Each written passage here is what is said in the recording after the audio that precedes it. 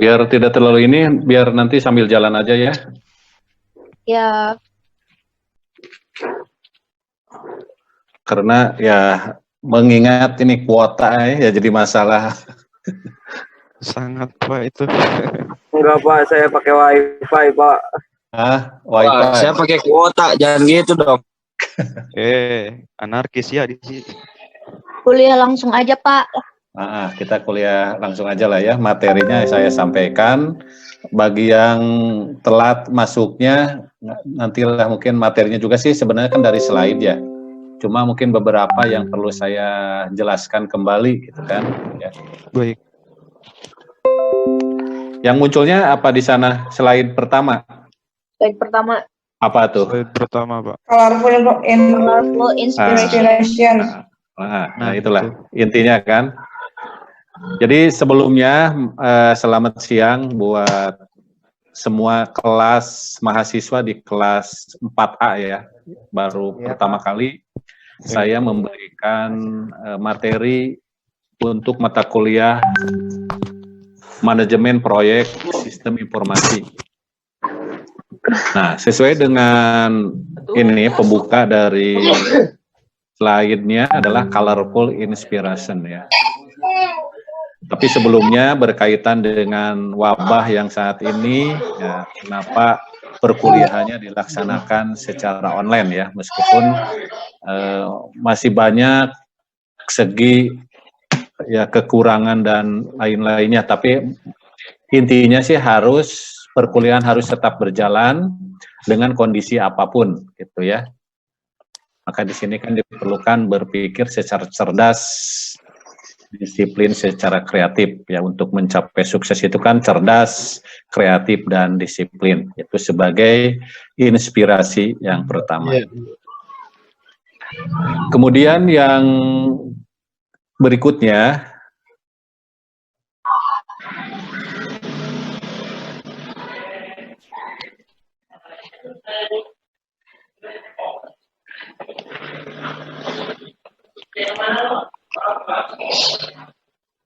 nah, ini saya juga di sini memberi penegasan ya tentang konsep pembelajaran prodi sistem informasi ya. Mungkin dengan mata kuliah yang lainnya, kaitannya dengan mata kuliah yang lain di semester 4 ini, yaitu metode penelitian, kan mata kuliahnya kan, ada analisa dan rancangan sistem informasi. Kemudian, nah yang sekarang kan manajemen proyek sistem informasi, yang keempat interaksi manusia komputer, yang kelima web programming 3, dan jaringan komputer ya, dan multimedia. Jadi ada 7 mata kuliah di semester 4 ini, di mana satu mata kuliah dengan yang lainnya itu saling berelasi gitu ya, saling terkait. Nah, makanya tugasnya juga sama gitu kan. Tugasnya sama meskipun beda-beda mata kuliah, tapi satu tugas ya. Nah, kita mengikuti saja ke mata kuliah web programming saja ya, yang sudah terbentuk mungkin kelompoknya. Nah, di sini dalam penugasannya itu adalah pembentukan kelompok, sudah punya kan kelompoknya ya. Jadi nanti untuk semua mata kuliah itu kelompoknya sama. Jadi nggak usah dirubah-rubah lagi. Khusus untuk mata kuliah ini yang poin 1 sampai 6 di luar selain multimedia ini menghasilkan satu proyek. Dari hasilnya itu adalah satu proyek utama, nanti berupa apa nanti outputnya itu ya, sesuai dengan kurikulum OBE yang sekarang berlaku di BSI. Jadi hasilnya itu berupa apa keluarannya. Outputnya adalah menghasilkan satu aplikasi ya, intinya itu.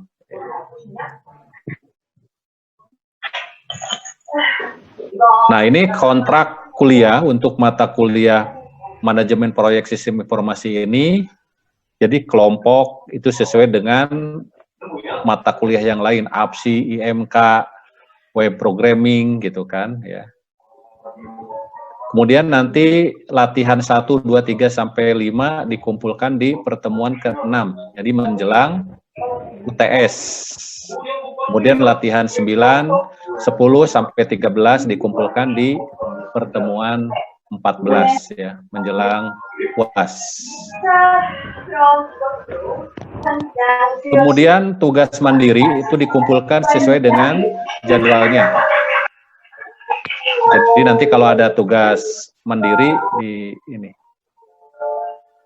biar tidak mengganggu, nggak apa-apa, yang ininya dimatikan aja ya, yang soundnya, mikrofonnya. Nah, jadi nggak. Sebi. Biar maksudnya nanti kan suaranya juga, suara saya juga kan nanti hilang kan ya, kalau ada yang ngomong, ada yang ini ya. Kemudian nanti Anda juga harus mempersiapkan di pertemuan ke-9 Microsoft Project ya 2010, nanti harus menginstal. Maksudnya bisa nanti waktu pas pertemuan 9 sudah terinstall gitu ya intinya. Nah, kalau sekarang kan karena secara online jadi kertasnya nggak usah dibawa kan, tidak usah. Jadi nanti tugas-tugasnya nanti disimpan di nantilah bagaimana, apakah di Google Drive atau dikirim email nanti ya. Di Google Drive biasanya ada, di Classroom kan itu menggunakan Google ya. Jadi bisa nanti disimpannya di Google Drive. Kemudian materi utama ini berasal dari buku. Nah, ini materi utama di PMBOK ya, edisi 5. Nah, kemudian buku-buku yang dipakai juga ini silahkan kalau mau cari ya sebagai nama-nama buku referensinya. Di sini ada beberapa buku. Yang pertama buku versi Indonesia, Haryanto ya pengarangnya, manajemen proyek berbasis teknologi informasi. Kemudian PMI ini, PMBOK tadi. Kemudian yang buku dari luarnya juga masih ada ya, yang ini kuning, yang jilidnya kuning. Yang ketiga Marsweka ya, Marsweka Information Teknologi Project Management. Nah, kemudian yang keempat juga sama, nah, itulah buku-buku aslinya ya. Ini udah diintisarikan. Nah, sebagai deskripsi dari mata kuliah manajemen proyek sistem informasi ini, jadi mahasiswa itu diharapkan dapat mengenal 10 bidang pengetahuan dan 5 proses grup project. Nah, jadi intinya itu, jadi Anda diwajibkan, nah nanti itu atau diharapkan mengenal ada 10 bidang pengetahuan tentang project ya, dan 5 proses grup project. Jadi dapat membuat penjadwalan project baik dengan menggunakan WBS. Nah, jadi nanti toolnya itu WBS, Gansat ya, maupun menggunakan diagram kerja atau PERT ya, atau CPM. Nah, kemudian dapat merencanakan perhitungan biaya dan waktu, dapat mengelola tim proyek yang akan memasukkan dalam dokumen project charter ya, dan project management plan. Memahami implementasinya ke dalam software Microsoft Project. Jadi untuk secara teorinya itu bisa menggunakan tool ya, secara manualnya PERT sama CPM. Kemudian secara aplikasinya bisa nanti diimplementasikan ke software namanya Microsoft Project. Nah, kemudian ini saya juga memberikan Saya ini fatality di Garut. gerakan anti mencontek ya. Ini yang sudah dibuat oleh BSI ya, anti mencontek. Ya, Pak. Oke, kita masuk ke materi pertama. Ini tentang project management atau istilah dalam bahasa Indonesia adalah manajemen project.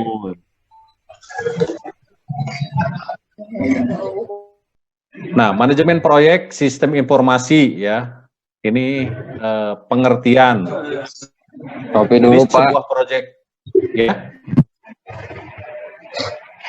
Halo? Halo. Ya. Ya. Sebuah proyek itu adalah usaha sementara yang dilakukan untuk menciptakan produk atau hasil yang unik. Nah, jadi kata kuncinya di sini harus digarisbawahi bahwa proyek itu adalah usaha sementara, jadi bukan selamanya. Nah, jadi sementara ya, dicetak tebal. Sementara itu berarti setiap proyek itu memiliki tanggal mulai dan selesai tertentu. Nah, jadi ada proyek misalnya untuk 1 tahun, 1 minggu, 1 bulan. Oh, ya, video itu. Oh iya Pak. Kemudian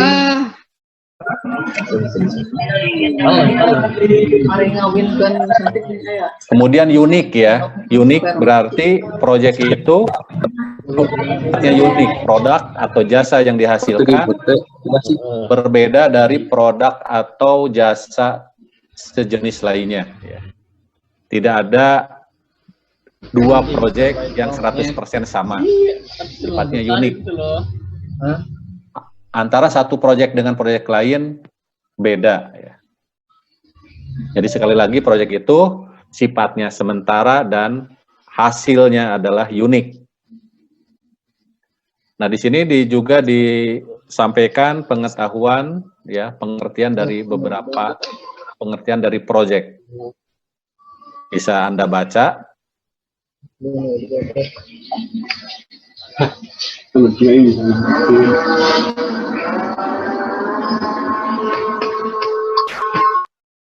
Dari semua definisi ini sama ya, intinya kan organisasi sementara ya untuk mencapai suatu tujuan. Nah, jadi ada bersifat sementara ya. Jadi proyek itu sifatnya sementara.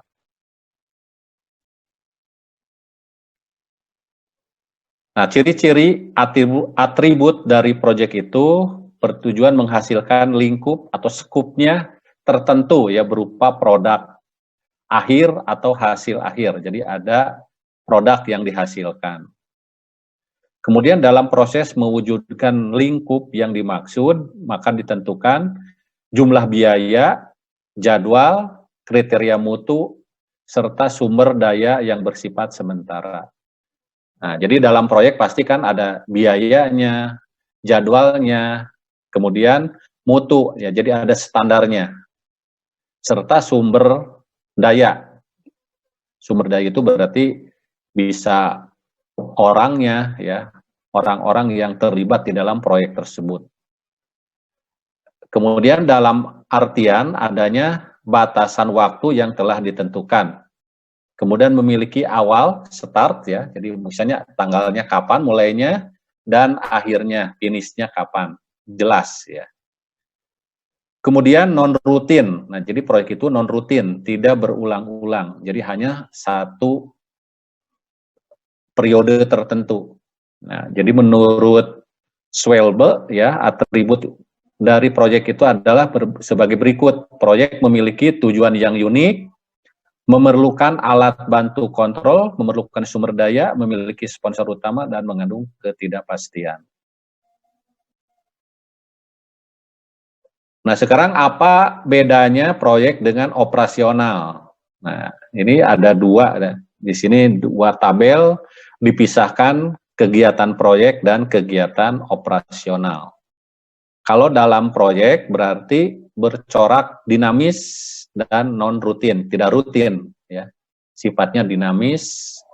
Kalau kegiatan operasional, kerja kita sehari-hari berarti berulang-ulang dan rutin Kemudian yang kedua, siklus proyek itu relatif pendek.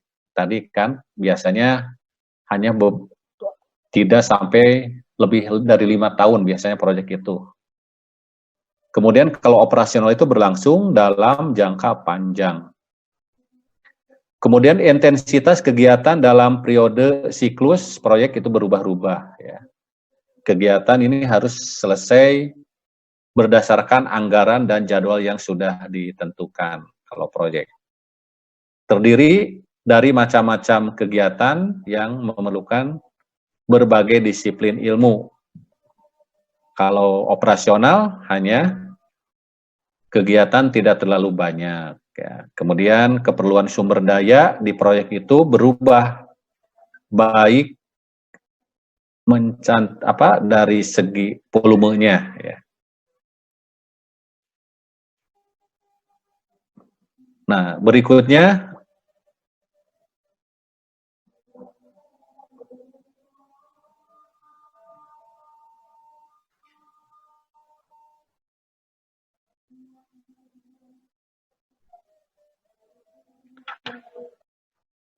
menurut PMBOK ya, manajemen proyek itu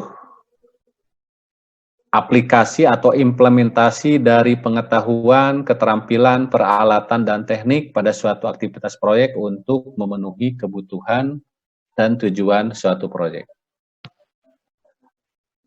Ada yang ditanyakan?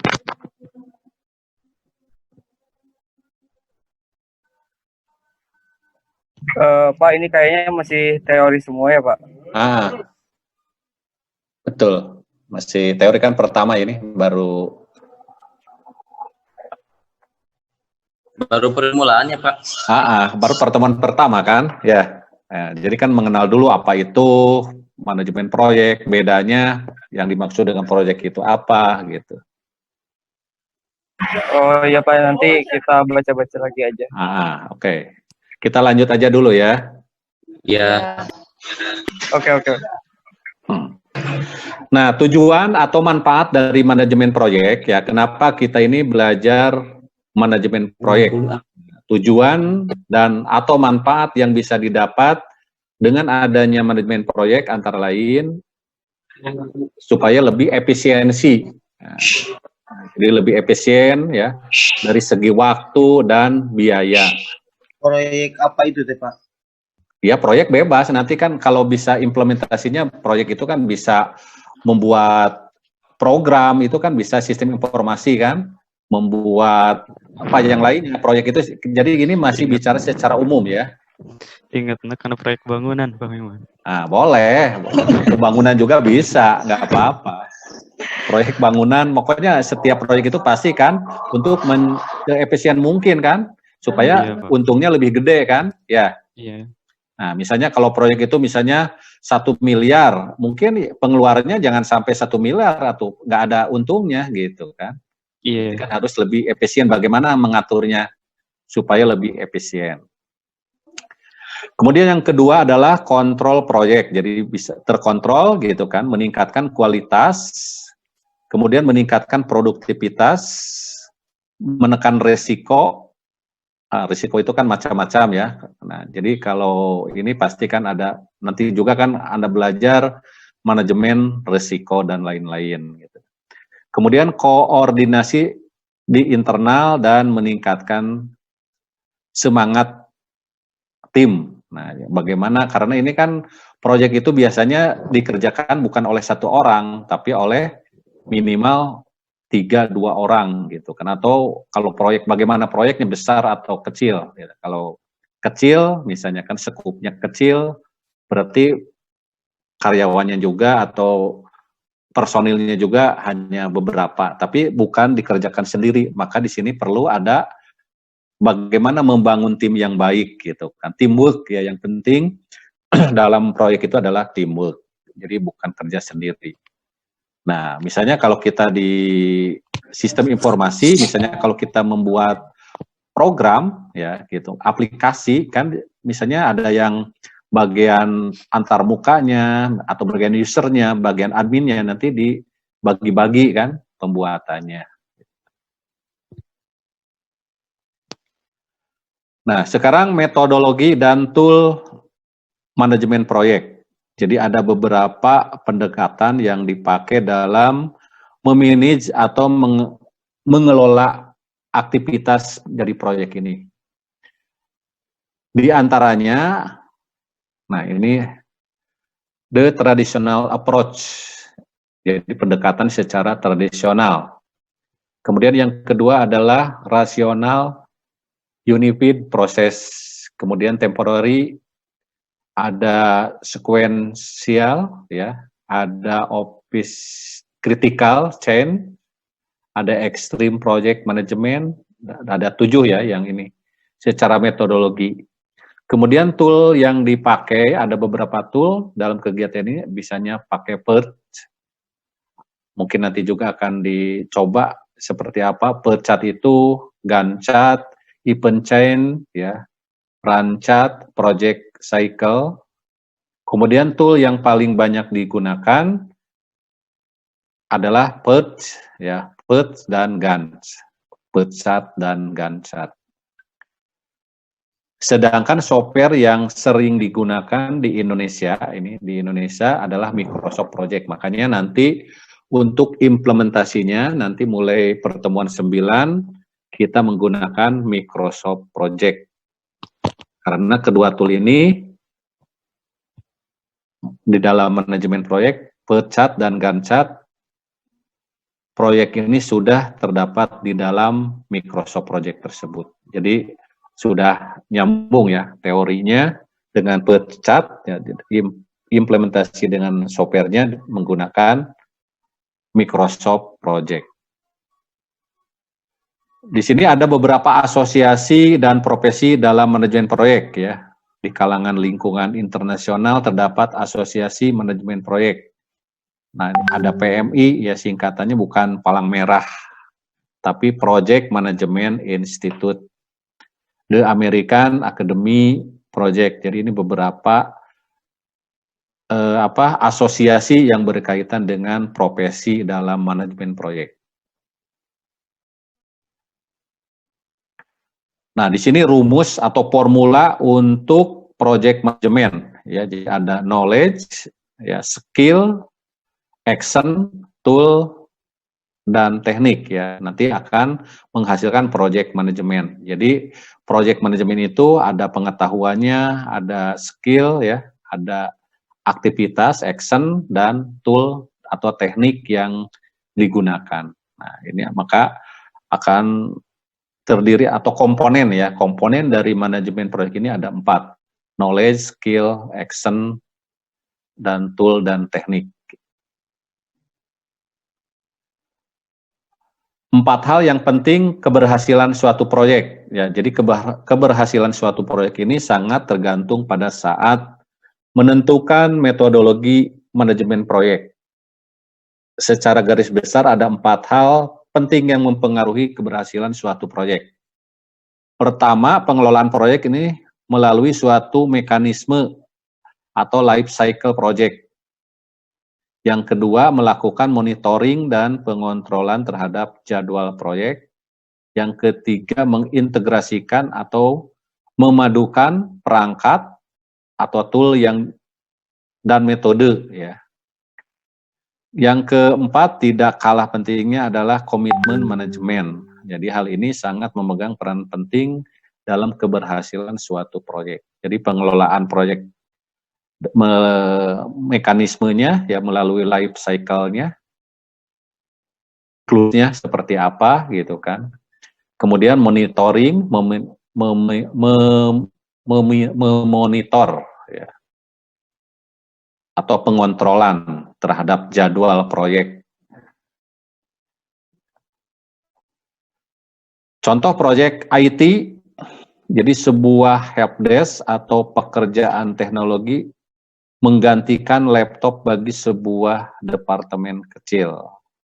Sebuah tim, contohnya adalah sebuah tim pengembangan software memenuhi fitur kecil bagi sebuah aplikasi software internal. Nah, ini contoh-contoh proyek di bidang IT.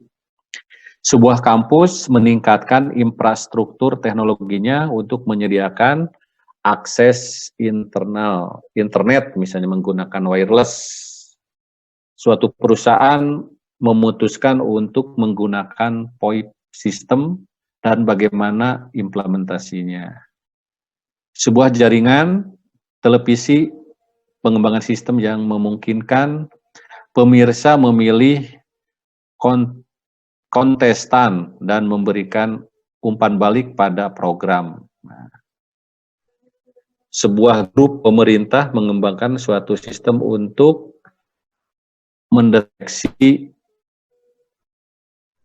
imunisasi anak. Nah, sekarang juga kan sebenarnya bisa wabah COVID-19. Nah, itu kan misalnya secara IT-nya kan bisa seperti apa kira-kira.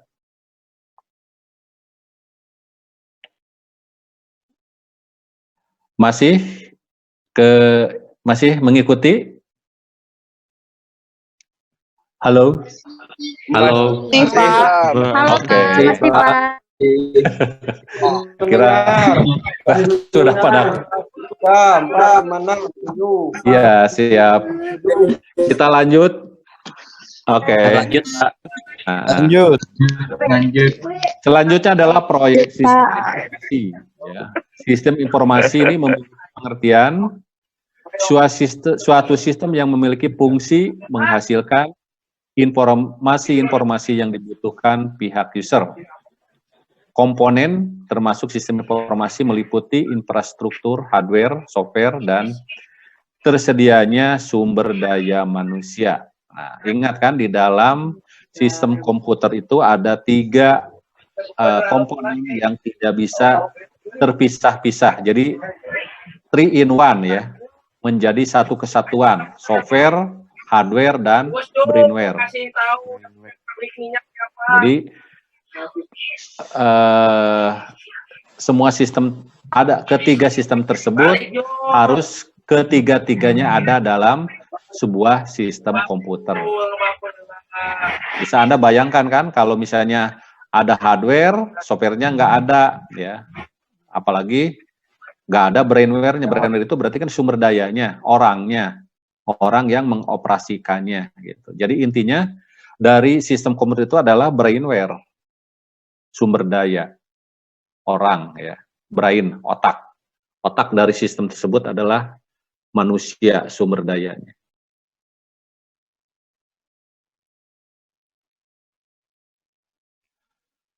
Contoh dari proyek sistem informasi untuk mendukung pelaksanaan pemilu. Proyek penjualan elektronik, nah, misalnya e-commerce. Perangkat lunak dan software adalah representasi dari sistem informasi. Jadi perangkat lunak itu software itu ya. Software dibuat untuk mempermudah penggunanya dalam mencatat aktivitas yang terjadi dalam perusahaan, seperti misalnya transaksi pembelian dan penjualan. Nah, itu adalah menggunakan software.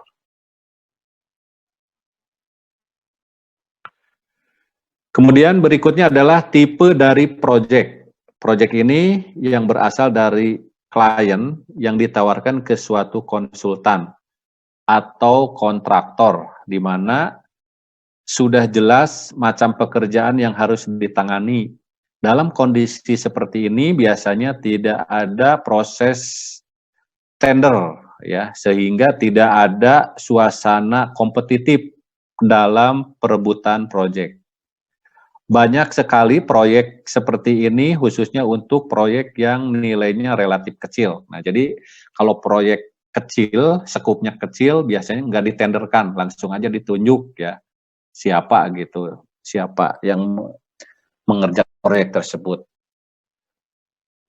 Kemudian ide proyek muncul karena ada tawaran dana dari instansi. Nah, misalnya suatu instansi pemerintah ada menggelontorkan dana sekian. Nah, jadi atau lembaga tertentu ya. Dengan adanya tawaran itu kita bisa menyusun proposal proyek. Jadi kita mengajukan dulu proposalnya. dalam lembaga pendidikan sering ada tawaran dana penelitian, misalnya topik tertentu dengan alokasi dana tertentu. Nah, Anda juga nanti kan hasilnya dari mata kuliah gabungan dari 7 mata kuliah ini menghasilkan suatu aplikasi atau nanti menghasilkan suatu karya gitu yang bisa didanai, namanya PKM ya, PKM kan. Nah, mungkin Pak Miftah sudah bicara kan apa itu PKM. Nah, jadi itu bisa didanai sampai 15 juta gitu kan. Anda bikin aplikasi, nah mungkin bisa hasilnya bisa Anda nggak usah TA. Kalau Anda misalnya lolos dalam PKM, Anda dapat dana juga 15 juta, nggak usah memikirkan tugas akhir juga, karena aplikasinya sudah diikut sertakan dalam PKM. Silahkan berlomba-lomba ya membuat program aplikasi supaya Anda tidak usah TA gitu. Langsung dijamin nilainya A. Ada yang berminat? Enggak, Halo. Pak. Hah? Halo. Halo. Ya. Halo. Iya Pak, halo Pak. Ya Pak. Minat nggak? Bikin aplikasi, bikin aplikasi, nanti diikut sertakan di PKM. minat, Pak. Hah? Oke lah, nanti dilanjut. Semuanya pada minat, Pak. Nah, Baru minat doang, Pak. jangan minat manisnya aja dapat 15 juta dan tidak usah TA, tapi harus dikerjakan. Dapat ide, kira-kira bikin aplikasi apa gitu kan. Niat aja dulu, Pak. Didiskusikan Minat lagi. uangnya, Pak. aplikasi Exub aku udah. Oke. Betul. Ini adalah proyek muncul karena adanya tawaran lelang. Nah ini kalau tadi kan yang kecil tidak dilelang, tidak ditender, kalau ini dilelang. Di sini suatu konsultan atau kontraktor ini harus kompetisi ya untuk memenangkan tender. Jadi prosesnya harus dilalui, biasanya lebih rumit dan lebih panjang. Jadi profesionalitas sangat menentukan keberhasilan dalam tender.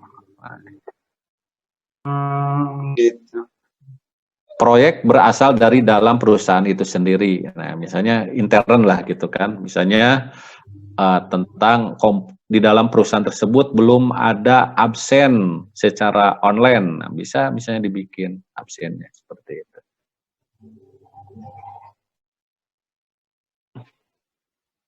Nah, kemudian jenis proyek di sini berikut jenis-jenis proyek berdasarkan komponen kegiatan dan pendukungnya.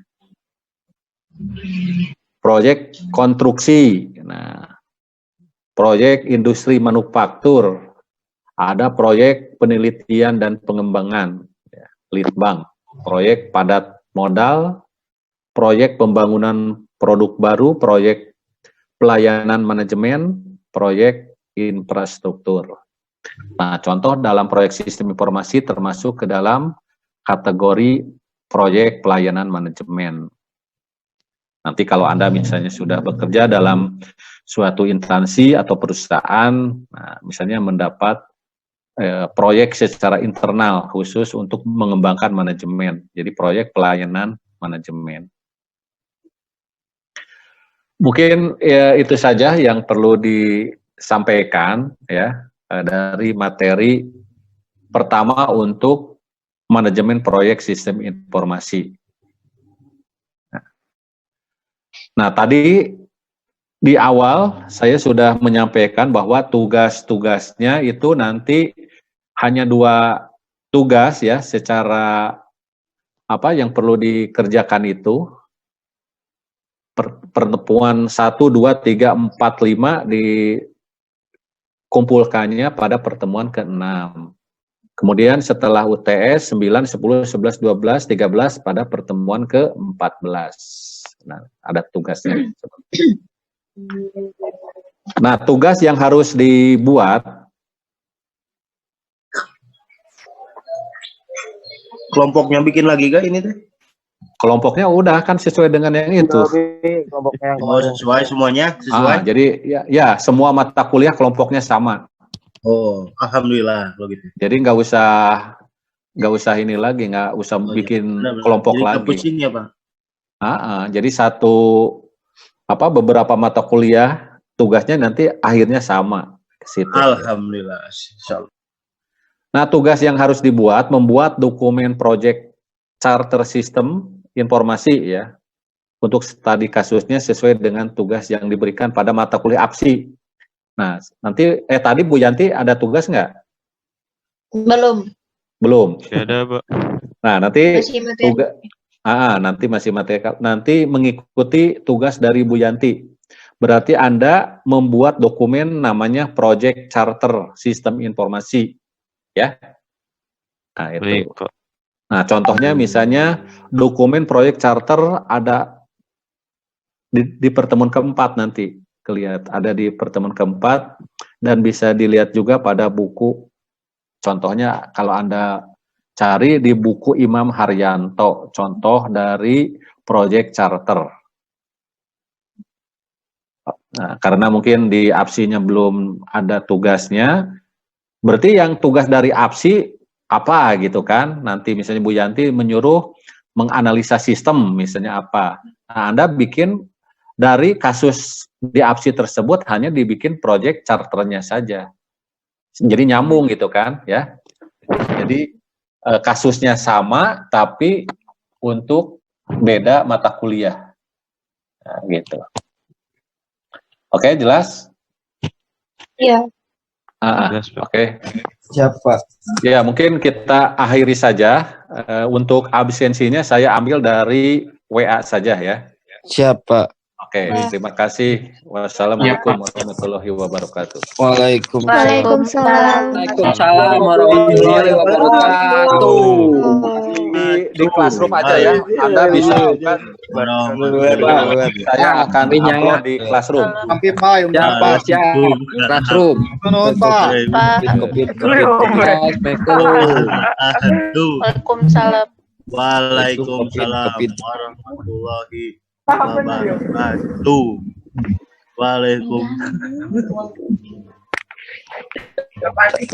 Saya OP warnet. Bubar. Waalaikumsalam warahmatullahi wabarakatuh.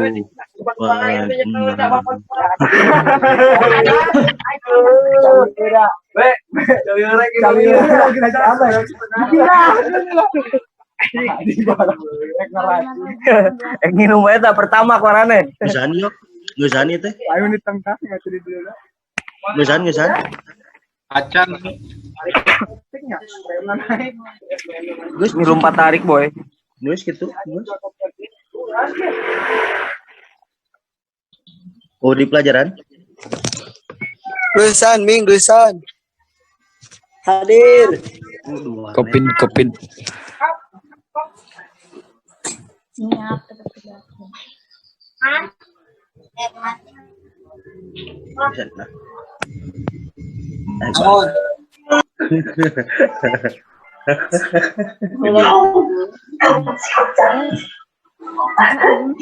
Baik Junon, baik. Mau Baik.